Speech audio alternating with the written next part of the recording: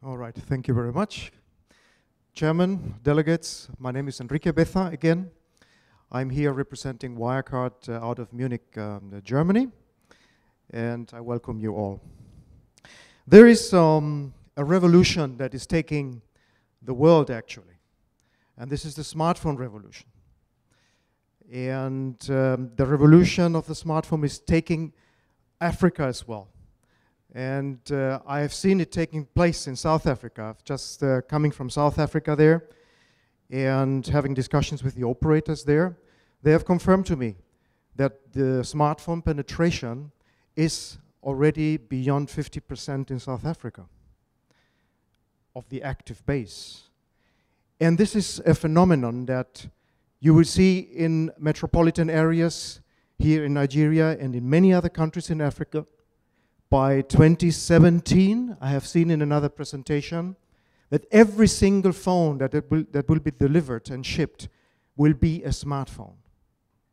So the smartphone will change everything in our lives. It has changed the lives for us, and it will change the lives in future of everybody else. We look an average of 150 times at our smartphones a day. Now, I know blokes, they don't even look 150 times at their wives in a year. 150 times a day. Every single aspect of our lives is being impacted by this phone. Just look at how young people interact with each other. It is changing the way we interact. It is changing the way we transact, and it certainly changed the way we pay. And it is changing mobile money. So all we have seen, and we have the greatest respect for what have been achieved so far in terms of mobile money, but this is about to change with the smartphone and with the introduction of contactless technology. We have other examples. For instance, there is here in the new Telegraph an experience which I thought quite bizarre to figure, to illustrate how our behaviors are changing. In the Telegraph, it was saying, unlike their grandfathers and possibly their fathers, most men are now present when their wife is giving birth. So I don't know if this is something that you do here in Africa, but it's quite popular where I come from. Whether they are paying attention, however, to what's going on, it's another matter. A growing number of mothers are complaining that their partners spend a large proportion of their time they were in labor glued to their smartphones or iPads instead of focusing on what was going on in the delivery room. So please, guys, put it away in a situation like that. This is just to illustrate how our behaviors are changing. Is our behavior changing when we use smartphones and we pay? Absolutely yes. Absolutely yes. And I was listing myself what I do pay with my phone right now, and it is remarkable how many mobile payments I personally do. Would you agree with me? In the audience, would you say that mobile payments are mainstream in your lives, in your environment? Who has a Google Play or an iTunes account? Do you download apps? Of course you do. Of course we all do. And these are all mobile payments, of course. Where I come from, for instance, I have my residence currently in Dubai. And you can tell the advancement of mobile payment and mobile commerce in a country if you can do certain things that are all transport related. If I could pay, for instance, for my parking with my mobile, that is a great indicator of the advancement of mobile payments in an economy. If I can pay for transport with my mobile, or if I can pay with my mobile the taxi fares, that would be already a huge advancement in mobile commerce and mobile payment in a country. In Dubai, you can do two of these things. And the third is coming. Hopefully when I come back home, it's already introduced, because they promised it would be possible in January. But you can certainly pay for your parking with your mobile. So there are zones which are marked in blue, and you have to pay for them. And the maximum stay is 4 hours. Now there is an app for that. So you open your app with geolocation. It will locate where you are. It will identify the parking zone. You can just tap the time that you will stay on that parking spot, and then that's it, you paid. After 2 hours or 3 hours, which you intended to park there, if you still require to park, you will receive a notification if you want to extend, and you can, even if you are in the office or visiting a client, you can extend your parking period. And you do all of this with your mobile. Then, of course, you can use your NFC phone to use the metro and the buses, which is adding a lot to the transactions that you can do. And hopefully, as I mentioned, if I come back, we can already start to pay for our taxi fares with our mobile phones. That is just one area. But if you consider iTunes, and I have here a graph, how this has gone through the roof. These are the downloads of the Apple iTunes App Store. Now you can see here, I don't know if you cannot see clearly here, the right side, it mentions the number of downloads, and it doesn't show on that screen here, but it has reached 60 billion downloads, and that was September last year.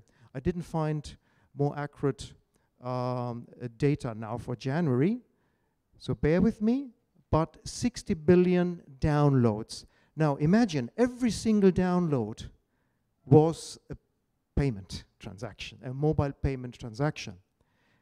Agreed that I think 70 or 90 or 80% of all these are free apps, but even if you download a free app, you go through an authentication and authorization process, and you have paid $0, but you have paid.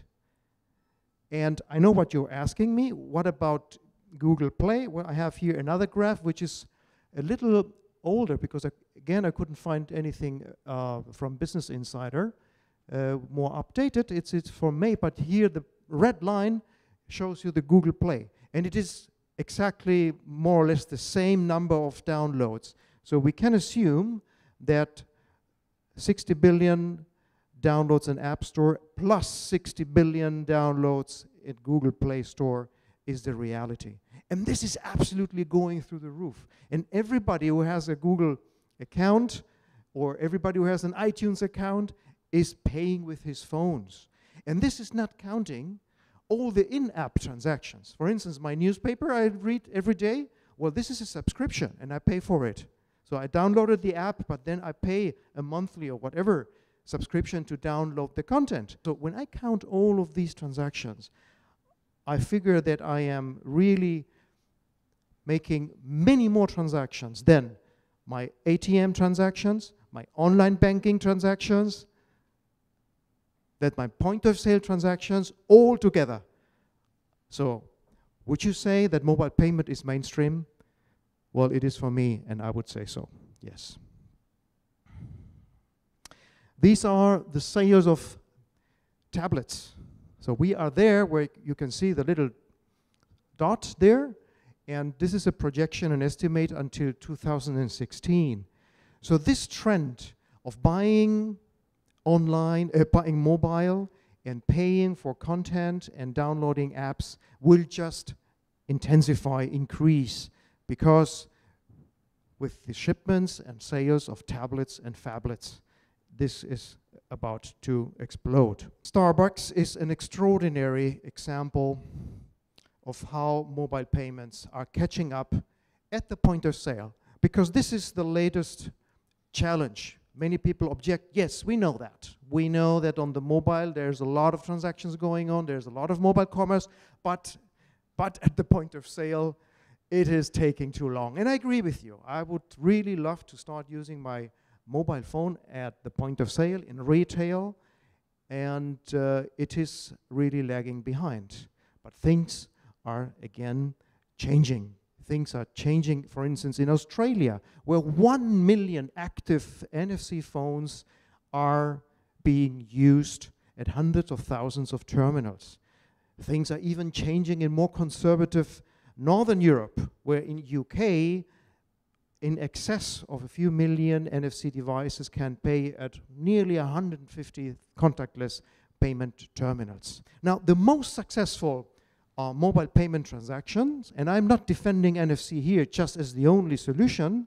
Starbucks mobile payment application is not an NFC solution. As we all know, it's just a QR code or a barcode that you can scan and pay. However, it is the most successful mobile payment transaction, mobile payment application in the world. And they just reached, and these are quarterly numbers, they just reached in Q4 $340 million of in-store sales. That is translated into the year more than 1.1 billion euro in-store sales with their mobile app.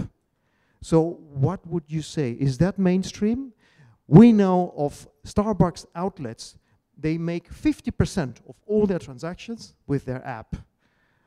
Is that because people don't like it? Of course. If they have the possibility to use their mobile phone and stop fiddling with their wallets and searching for change, they would. And of course, this is also related to value-added services like loyalty aspects and couponing that are being attached to the mobile phone that is adding the attractiveness of utilization of this mobile app. So we are starting to see here a very important change of behavior. And we call it the unhinging of the basic bank account from the bank. Because as Starbucks is showing, and Starbucks is not an operator, Starbucks is not a bank, yet they have the most successful mobile payment application in the market. And they're not a bank, and they're not an operator. So we can see here that if the application is attractive enough, the consumer will just use it. And our smartphones is luckily an ideal device to manage multiple applications. You might have applications which are offering you specific benefits and specific advantages for different retailers. And this is the beauty of the smartphone, because the smartphone is handling different applications. And we will see how retailers, mobile operators will be entering this space, and people will start using applications for their day-to-day transactions, and these applications may not be the application of their bank. And this is what we mean with the term that we will starting a phase of the unhinging of the basic bank account from the bank. For instance, prepaid cards and debit cards have grown in the US from 2.7 billion in volume in 2005 to 207 billion in 2012. This is times 100 the volume that prepaid accounts, and it will happen the more if these prepaid accounts are attached with a mobile app which is attractive and is giving me a lot of geolocation, loyalty aspects and couponings. In China, the prepaid debit card market came very close to 250 billion in 2011. Of course, there are a lot of people there, but what is remarkable is that it is growing by close to 30% annually. There are a whole lot of non-bank organizations providing basic bank accounts today. And these are often more attractive than my bank account. And you will see a trend where people may still have a bank account where the salary goes, but they will utilize all kinds of prepaid accounts, mobile applications, for their everyday transactions. This is the situation in Europe where I come from. Now, this is a projection of the total European prepaid spend, which is set to approach 112 billion by 2020. And you will see that we have as well a lot of and underbanked persons. Some of these prepaid cards and prepaid applications will be utilized online and in other corporate and remittances space, payroll at a lesser extent, of course, because people, although they have bank accounts, they may look at prepaid applications on their phones for a number of other purposes. And these are the countries where it is very likely that this prepaid spend is going to be very big. So we can see here Italy, I'm not sure if you can read this clearly, Russia, UK, and Ireland, surprisingly. Why would someone in a country where you have like 98% penetration of bank accounts, why would people choose have a prepaid account? Because they will take money for their day-to-day transactions, for budget limiting or for other purposes, and have them on prepaid accounts which will be managed by completely different organizations that are offering them very frequently more advantages than their own bank. Now, Ron Shevlin, he coined the expression, debanking the banked. What is that? Well, this is a trend that we have seen in the US, and it is happening everywhere. According to the AIT group, the debanked are folks that don't have a checking account, but they do have a prepaid debit card, which technically qualifies them as being unbanked as defined by the FDIC. However, don't cry for them, Argentina. A third of them say that their financial life has improved since 2010 compared to 25% of the banked. Half of them had a checking account 5 years ago. The top two reasons why they don't have one today is first, they prefer to use a prepaid debit card, especially if it is attached to a powerful mobile application. And they don't want to pay a bank's monthly fees, which, since the financial crisis, have increased significantly. 1 in 5 among this group has a credit card, nearly half has a government payroll card, and almost 3/4 have a PayPal account. Excluded from the financial system. Are these people excluded? No, hardly. So why would they use prepaid accounts? Because these are frequently more attractive than their own bank accounts. So banking, according to Brett King, and I encourage you to read his book, one of his books, Bank 3.0, banking will be everywhere, and anyone can provide the utility of a bank. When the world's bank account is a mobile phone, now the question here is, who exactly is the bank? Okay, I leave this now, I have to wrap up. I leave this in blank because Wirecard can be possibly one of these banks. Our product, in combination with geolocation, in combination with opening a prepaid account which is provisioned over the air with a prepaid card. And we are doing this, our references are Vodafone, Vodafone Smart Pass. We have launched in Germany, we have launched in Spain, and our team is preparing the launch in 5 other countries with Vodafone. We have launched the same thing with Orange Cash in France. We have launched the same thing with O2 Telefonica in Germany. And we also provide the prepaid account services for SFR in France and at other operators. So thank you very much for your patience. Thank you very much for the opportunity to introduce our company. And I leave you to that.